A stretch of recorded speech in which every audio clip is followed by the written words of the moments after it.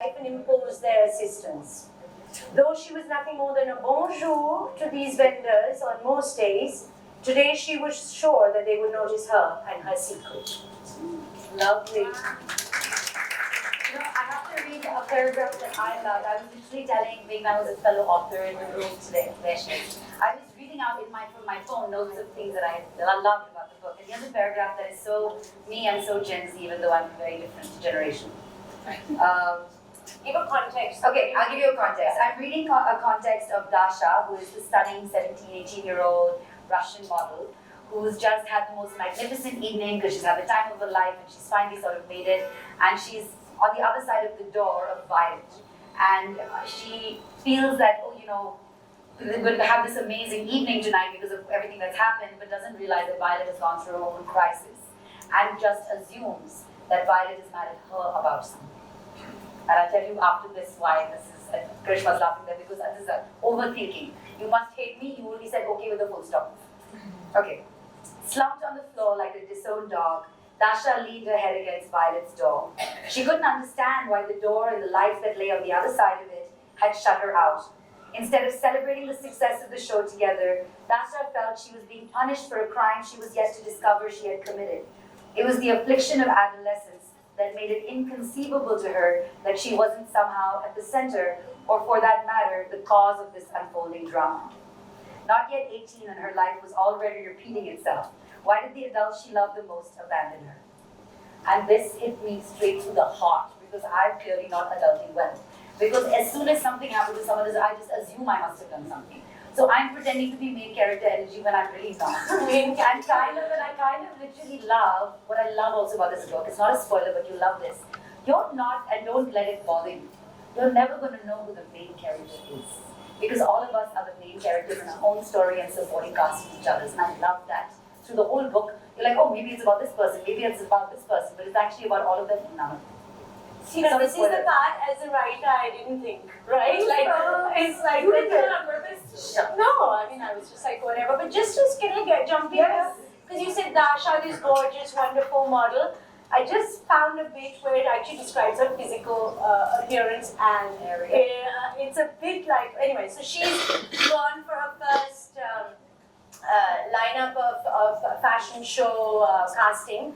And as an actor, when you go for casting, it's very different, You go for casting, it's different. Like, yes, you have people who look like you, but you still get to do your piece. You still get those 5 minutes. You still get the person's attention. When you're a model, you literally go next, like it's like that, right? So this is her. She's going from one casting to another. She's standing in front of these guys, and it's this tiny little passage which describes her. It's the kind of ugly that works these days, the stylist pleaded with the Lebanese designer. Neither lowered their voice nor took their eyes off Dasha, who was holding a headshot. Why can't I read this? Who was holding a headshot in her hand like a prison lineup and standing in front of them as still as a statue in her heels. I dress Angelina, Nicole, Penelope, Marion. My dresses are for princesses. Can we just have an old-fashioned beauty, please? Khalil said in his heavily accented English. This is not the time to reinvent a brand. We need to remind my clients how gorgeous they feel in my clothes. I want them to feel them out, get them out of their tracksuit bottoms and wrap them in embroidered magique. And I cannot do that if they think they are going to look like E.T. in a dress. Dasha had been called E.T. before, but had never actually seen the film till a few weeks ago. It was an American kids' classic from her parents' communist childhood, and thanks to the ban on Hollywood films, her parents could lip-sync all of Raj Kapoor's Hindi songs, but had no idea who Clint Eastwood or Harrison Ford were. During confinement, she and Astrid had cozied up on her single bed, an iPad strategically placed on a pillow, and bawled their eyes out as Elliot tried to revive E.T. Dasha had loved the film, and not just because her head would have been resting against Astrid's ample breasts, and Astrid's pudgy fingers had been twisting their way through her hair. In fact, she had watched it a few times on her own after that. The film was proof that love could transcend the boundaries of country, color, culture, shape, planetary origin, and maybe even gender. She couldn't quite see the resemblance, but anyway, she had no objection to being called a lovable alien if she got the job. I think she's got something, but you're the boss, Callie, the stylist said, and seeing the look on her boss's face, called out, "Next!" Amazing. So I love that there's so many notes in yours, Suhana. I would love to know one of your favorite bits, and if you would love to do a reading for us. It's so interesting also, as I'm hearing you, and the characters are coming to life so beautifully, we all read books in our own voices, right? And it's so interesting how you picture, that's why the movie's never as good as the book. Because your imagination is that theater of the mind. So I would love to hear one of your favorites. I think my favorite part of the book is, I think it's between Neera and Violet. And Neera they're talking about home and how they don't belong in Paris and how they don't even feel they don't even feel like they belong in their own home, wherever they come from. And I think Violet says something like, home is nothing but two arms holding you tight when you are at your worst. And I think that was such a true statement, because I've studied in the UK and New York as well, and I feel like it wasn't the place, it was more the people that kind of made it home, and the friendships that I made. You have your own immigrant story about this as well, right? I wouldn't say I was really an immigrant at all. Outside the story. I was in boarding school, and I went when I was 15 years old. I left home when I was 15. So I think that was very scary, because it was definitely a culture shock. And I think it took me a while to feel at home. And when I did, it was because of the people there and how their friendship and their love made me feel seen when I kind of felt invisible.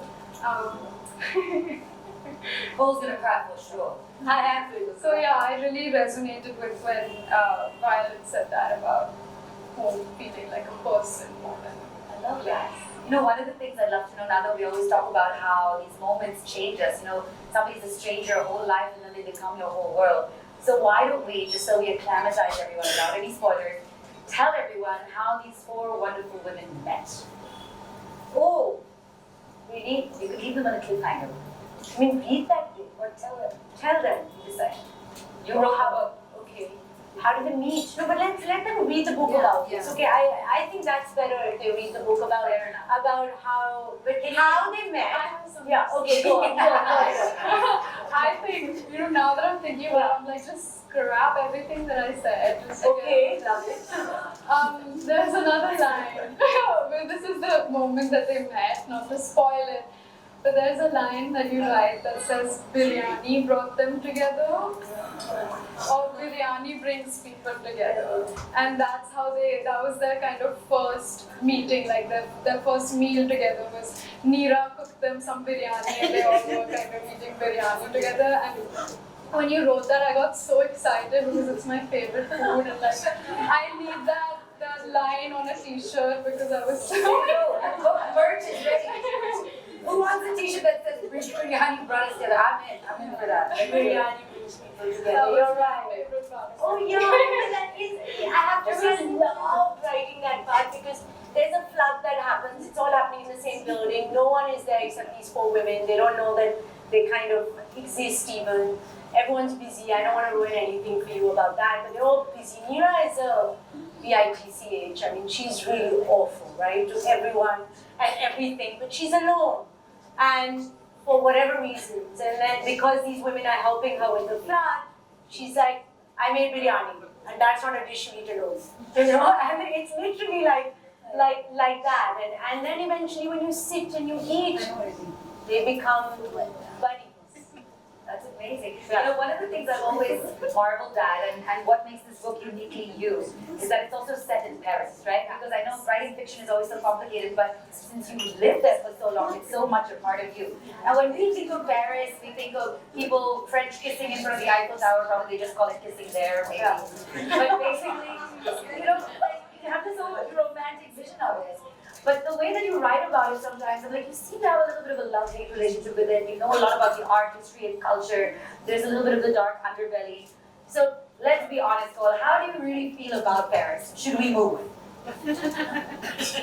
I don't want to move back. Let's be clear about that. Okay, so I'm very happy in Paris. Well, I was like, happy is a whole other thing. But Paris, like I said right in the beginning, Paris is a city of polarity, you know, and it's so stunning. It really is. So go visit. Perhaps don't move. so can I tell everyone, Koel is also a rapper now. Oh dear. Okay. Shall we end on that? I guess so. Koel, I'm not kidding. You don't believe me, I promise you. She has written a rap about Paris. Who wants to hear it? Should we hear this rap? But I can't rap, so someone else, just forgive me, I'm going to do it as spoken word. But this, just to give you a little bit of context, and this actually, again, Suhana brought up, and I was like, I never thought of that. And so, one of the characters, in fact, again, one of the characters you don't think is the main character, perhaps, but one of the characters, Rosal, who finally gets to belong, has to really give a pound of flesh, you know, literally has to give a pound of flesh. She goes through just a horrific situation before she gets to be Parisian, and eventually she does. And she's a character who is the housekeeper, etc. Really kind of meek, but she's Filipino, but she has a voice that can bring angels to earth. You know, when she sings, like the biryani, it unites people, it touches people's hearts. So to express the pain that she's feeling with whatever has gone down, she doesn't know she's going to get to. Oh, I just ruined it. She didn't know at that point that she's going to get to belong, but whatever. Delete it. You don't know that. But she's gone through a really hard time, act of violence, etc. And to express her pain, she sings about it, and the kids that she looks after help her write this song. And so I'm just going to do a bit of this. Imagine it like Rihanna with Eminem, you know, that kind of thing is happening, right? That's what I'm looking for. So any musicians out there, please come to me afterwards, okay? You cut my face and loosen my tongue. You dug my skin, but I'm not done. What you want, I won't be. What you see is not me. I won't shed skin just to fit in. Neera Ma ordered the lyrics. How hurt do you have to be to come up with something this deep? Rosal's voice sang on. You call me a disease from overseas, a problem in the world? No, just another broken girl. Living in exile because society is hostile. There's no place I call home, a victim on the road wherever I may roam. The kids joined in, harmonizing. All the days of karaoke and singing on the way back from school were put to good use. They reached the high notes with an innocent ease that bypassed the listener's brain and went straight to their hearts. In unison they sang, why, I, erase the future, try, I, to be a teacher. You'll see, there's no stopping me. The song hit a crescendo and they took a dramatic pause that made you hold your breath in anticipation. Rosal's voice broke the silence with the chorus. You see not me, what you see is what you see. The reflection in your eyes is all but lies. Je suis me, je suis nobody but me, je suis me, je suis nobody but me. Neera, who had never heard Rosal sing before, felt like she was slowly sliding into a womb-like cave that left her feeling like the happy child she had never once been. Woo! I think we've gone a little over more than we wanted. We can go on and on. Trust to make you feel visible when you're invisible. And if you're lucky, a copy will make itself back to you. That means you're one of those people too. And that rhymes, so it's true. We're such friends. Yay! All right, a vote of thanks. Yes, I'd like to thank, obviously, these two wonderful women out here, Miss Malini, although I always call you Miss Malini. Miss Malini, always Miss Malini. Malini, thank you. Thank you for, before we started today, I was like, oh really, where do I need to sit? I suddenly went into panic mode. I have done this hundreds of times, but when you're doing it for yourself, I'm like in panic, and she's like, I got you, babe, I got you. And this is friendship, right? And Suhana, who has come out of, just stepped out of her comfort zone to be here with me, and you look so comfortable. Right? Thank you. Thank you, Suhana. It means the world. And we did, I wrote in her book, can I share that? Yeah. I wrote in a book that we are now tied by destiny because she is helping me launch my debut novel.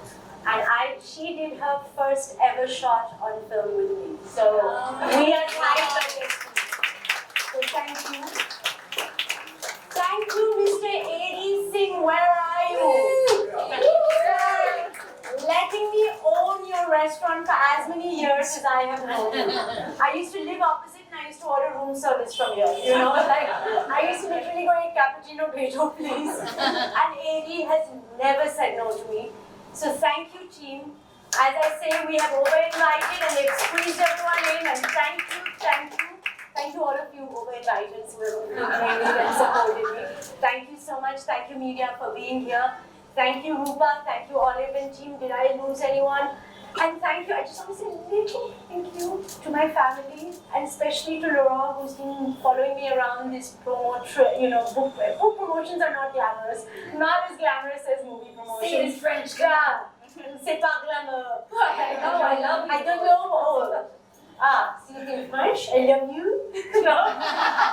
Meanwhile, on her social media, she's like, when people speak to her in French, or when she speaks to them in English and they pretend not to understand, she breaks into Hindi and then they speak English real fast. Yeah. So thank you, Laurent. Thank you, everyone. Buy a book. Buy 4. Buy 4. Thank you, guys. Please stay, enjoy drinks, enjoy snacks, and follow Amy. Oh, sorry. And thank you, Monica Alcover, for doing the alcohol for us. So enjoy the alcohol, our sponsors, and AD, and have fun. Amazing. With me. Thank you. Stand up for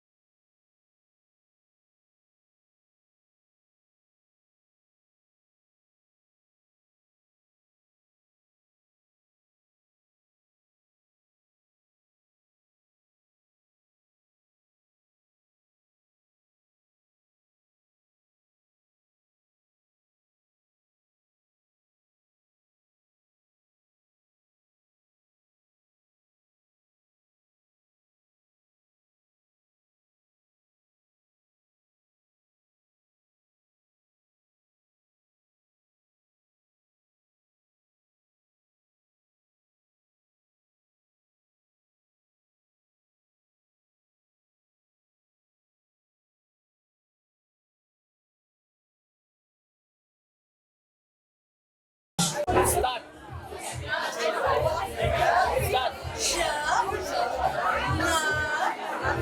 Je m'appelle. Start. Je m'appelle. Let's read together. Just Yeah, sorry. okay, take. Okay, I just want to say. No, I'm saying. Look at these.